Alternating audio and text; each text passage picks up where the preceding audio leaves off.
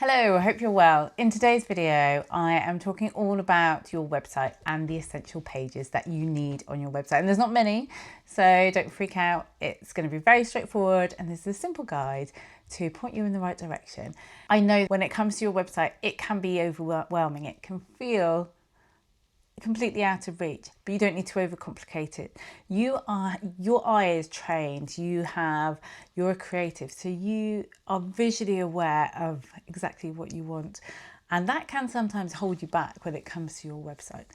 So I want to make this really easy and give you a few pointers of the key pages that you need and what you need to include.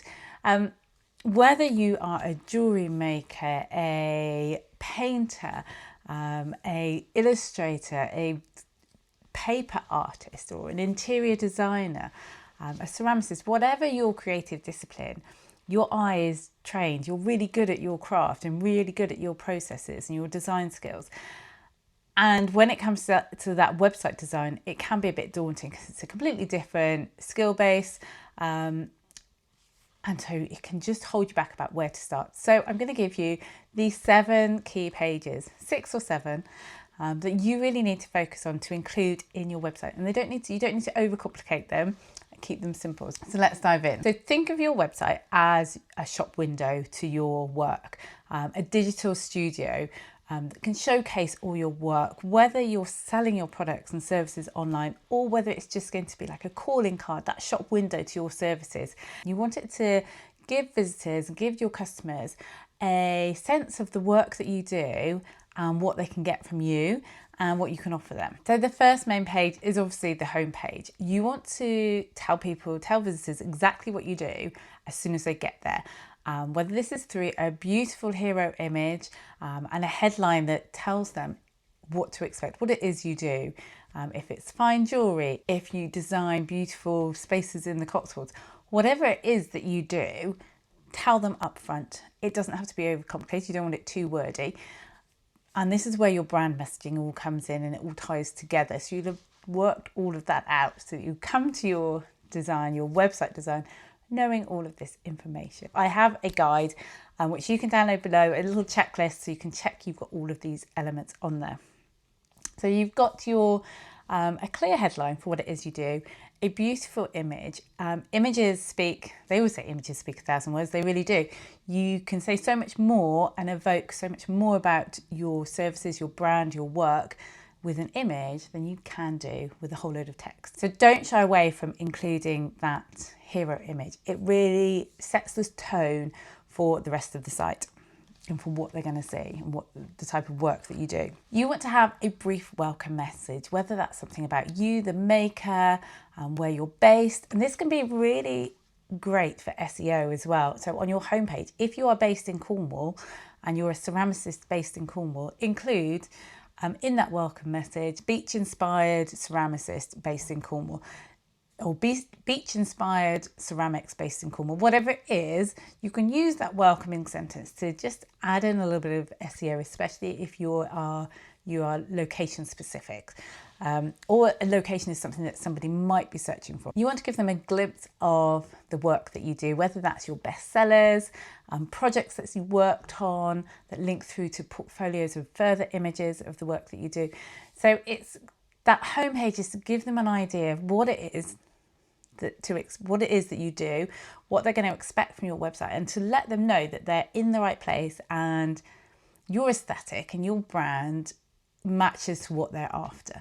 So it's really kind of tying in that branding exercises that you will have done prior to putting your website together. Hopefully done prior to putting your website together. You also want to have a call to action button. So this is the next step, the most important thing that you want them to do. So if it's to shop your collections, you want a button that says shop collections, or I'm a jewelry designer as well, so I might have shop wedding rings on there. If you view services or arrange a consultation, whatever it is, that the most important thing you want them to do, have a clear call to action on that first page, on that home page. So one tip that I would give is when you're writing your homepage and putting it all together, less is often more. We don't want to have heaps and heaps of words on a homepage. Images are much better at telling the story, but think of it as though you're telling a friend, showing a friend what it is that you do. What are the key things that you're going to mention? What do you want them to see about your work? So that's how you're really building this homepage together. You want it to be engaging and to really start telling the story of what it is that you do. The next page that is a must is your about page. And this is really the story of your work and the story of you as the maker or the creative, as a service provider. What is it that makes you stand out from others? What inspires you? What inspires your work? What has led you to be where you are now? So it's really a story on the about page of why you do what you do. It can be tempting to put in kind of, you know, if you've got a degree in fine art, it can be tempting to put that in, but it's not as relevant to your audience as talking about what inspires you and what leads you to create. When you're writing your about page, remember to translate that voice that you use when you're talking to a customer, when they're telling you, oh, tell me about how you came up with this piece, or tell me about your processes. Speak with that natural flowing voice. Sometimes do this, as I will record what I want to say on my phone, and I will just speak as though I'm speaking to somebody else, what it is that I want to include in a piece of writing, and then I will rewrite that out so that it sounds more natural. Obviously take out all the ums and the ahs. You don't want any of those in there, but that can be a really useful way to actually talk before you write it down. Talk the words that you want to say before writing them down, because that can really help when you're trying to sound natural and not too kind of formulaic about things. The next page that I want you to include is a portfolio or gallery page that can really show the work that you do. So if you are selling products, you might not include a portfolio page if you're selling products, but you might go straight to collection pages of the different types of collections. But if you are selling art pieces, or if you're selling a collection of work, or you have projects that you work on, if you are doing a creative service like photography or interior design, then those type of pieces you're going to be wanting to put together a portfolio of your work. So this page, you will have all your individual projects, and then they will link through to specific pages for each of those projects, where you'll show more images and give more information about that particular project. So when you're putting together your projects or your gallery page, be mindful of the type of work you want to get in the future and the type of work that best represents you. You don't put everything you've ever done there. Be selective, curate the work that you want to show, because you will attract more of that type of work. You'll attract more of those particular customers, and you will also start showing your audience that this is the type of thing you want to be known for.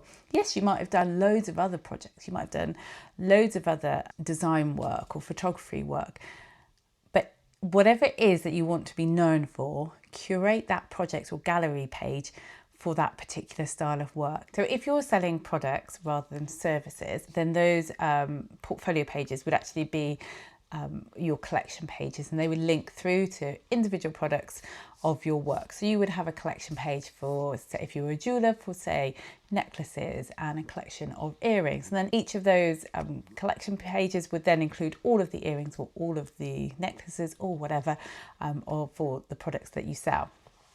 So on each of your product pages, there are key things that you want to include. So first of all, you need to have your product images.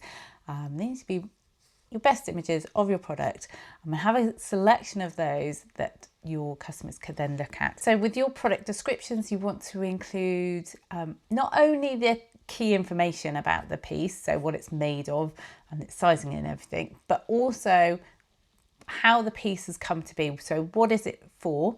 If it's a beautiful handcrafted blue ceramic vase, perfect for table centers, for example, that's a description that's going to help somebody get a real sense for the piece as well, what it could be used for. People tend to buy with the images first. So they don't necessarily read the descriptions until they're really almost ready to buy something. So they will be eyeing up the products from your images first and then read the descriptions. So don't start your descriptions with 30 centimetre tall vase in blue, because that's quite boring. So you really want to kind of let people start feeling that piece is, or seeing that piece in their lives, in their world. You also need to obviously include what it's made from, dimensions, if it can be used for a particular occasion. So if, for example, it's a Christmas themed centerpiece, then that's include those words in there. Obviously that makes it quite seasonal, so you may have to change descriptions from time to time. If it's made from recycled materials, if it has a particular technique that you've used to make the piece, include those details as well. Obviously include any the price, and have a really clear buy now button, or shop now, or add to basket. Be really obvious about what it is that you want your customer to do. Your work is speaking for itself. It's beautiful. Your images are beautiful. Don't hold back by being really discreet with the buy now button, because it's almost as though you're apologetic for asking them to buy. You want them to buy the product. We want it to be obviously on brand. You don't want anything kind of screaming and too kind of cheesy about buy now, unless that is, of course, your brand. But you don't want to have it small and hidden. It wants to be obvious what it is that you want them to do. So if the action you want them to take is to book a call with you to create their own piece, or then have the call to action be book a call. If you want them to buy the piece from you, the action needs to be buy now, or add to cart, or something like that.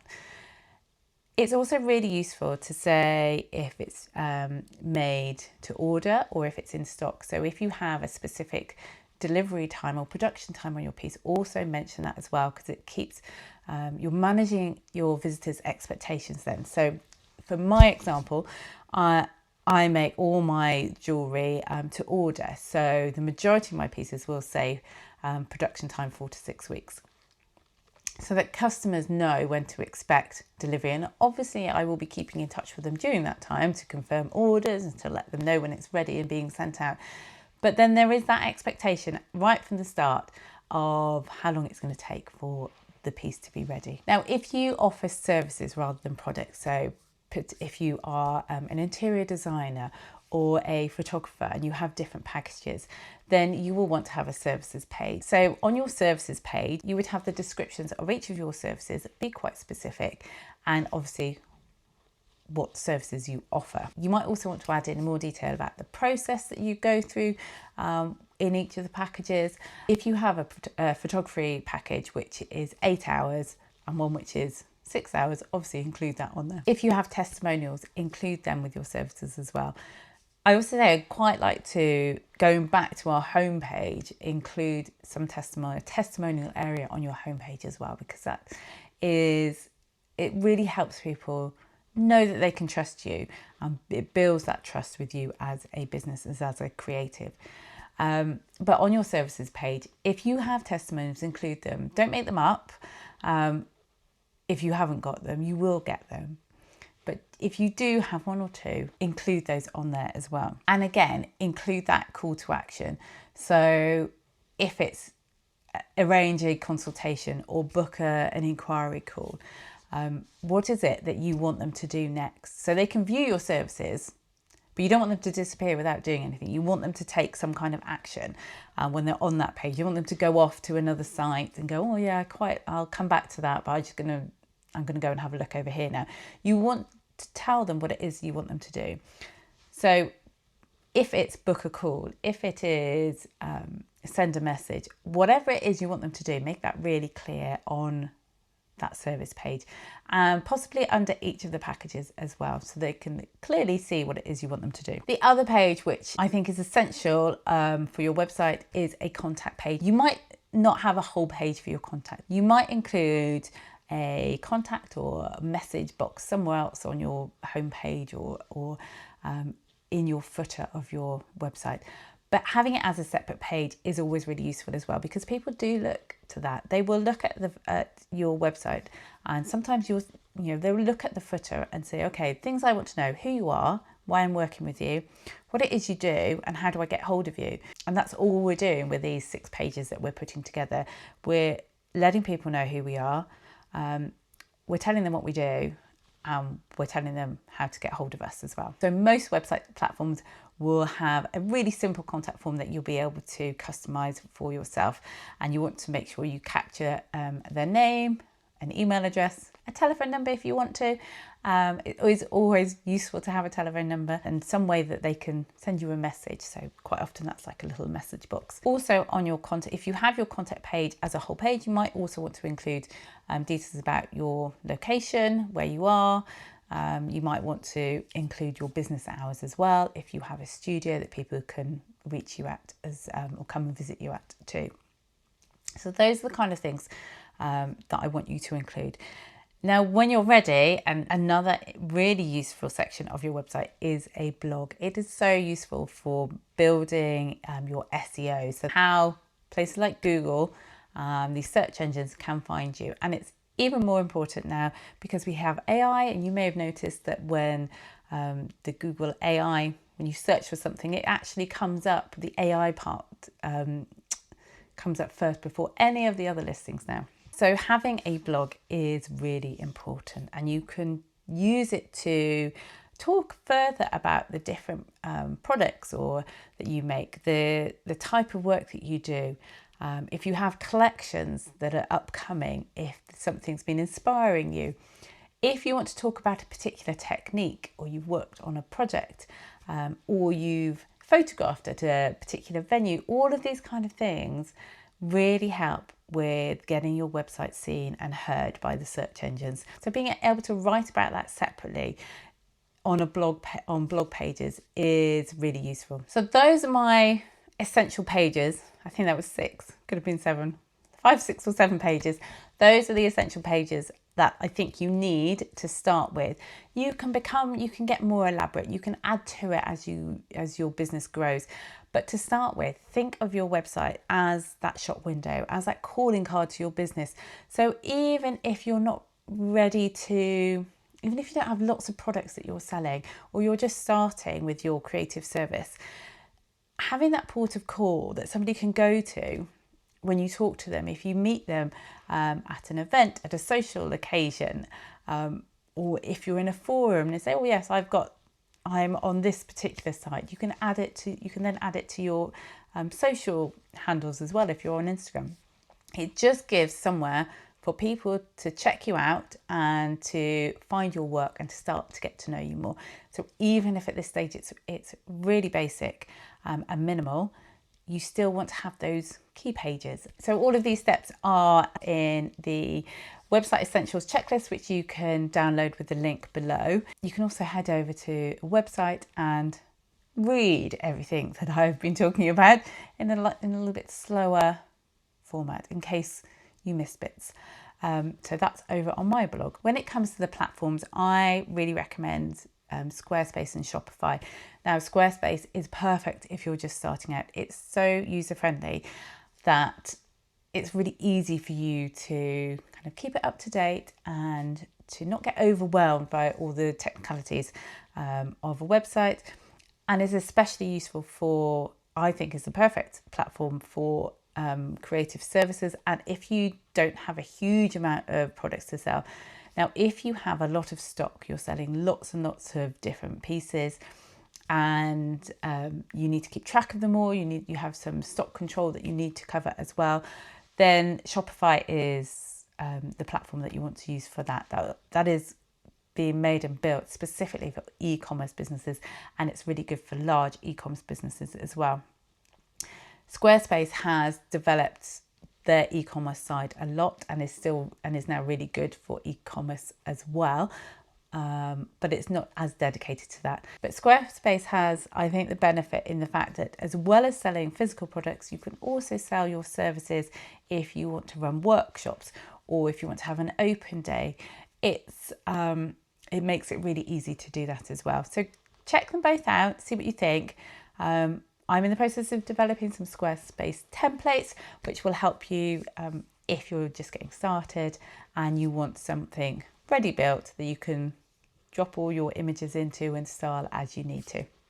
So those will be coming up later this year, 2025. So hopefully by the end of the year, but I'll keep you posted on that as well anyway. So watch the space for those. If you have any questions that you want to ask me about your website, please do, and I will answer those questions. If there's a specific design thing that you're interested in on how to do something, if it refers to Shopify or Squarespace, let me know, because those are the ones that I use, so I will be able to answer your questions on that. Building your own website can be a daunting process. It's so valuable to have though. Please do step away from relying on other marketplaces and relying on social media. Having your own website, however complex or however simple it is invaluable. It is learning a new skill, but I know you can do it because you've learnt the skills to do the craft that you do, and you've learnt the skills to provide the services that you do. Understanding some basics about developing your website, whether you're using a premium template or you're going it alone, it is possible. It does take time, takes a little bit of time. You can, if you want, hire a web designer to develop it for you. And there's lots of people out there. So find somebody that you align to and you like their work as well. It is possible. It can be a headache trying to figure out your website, but don't let that put you off, because it is so important if you want to build your business as a creative service provider or a creative maker. But it is so important to have that online presence. Start where you are, get your domain name locked in, choose the platform that you're going to work with, or start researching a web designer to help you with it, or download a template and use their guides to help you build out your site. Don't let it hold you back. I know you've got this. You can do it. When your website is up there, do share. Please do share. Links to it below. I would love to see what everyone's site is looking like. As I said, download the guide below, and don't forget to subscribe to this channel so that I can share more information about building websites for kind of artists and makers and creative service providers. So I'll be sharing lots more tips and techniques in the future as well, along with the usual tips on photography and creative businesses. So that's it for now. Take care, and I will speak to you in the next video. Bye for now.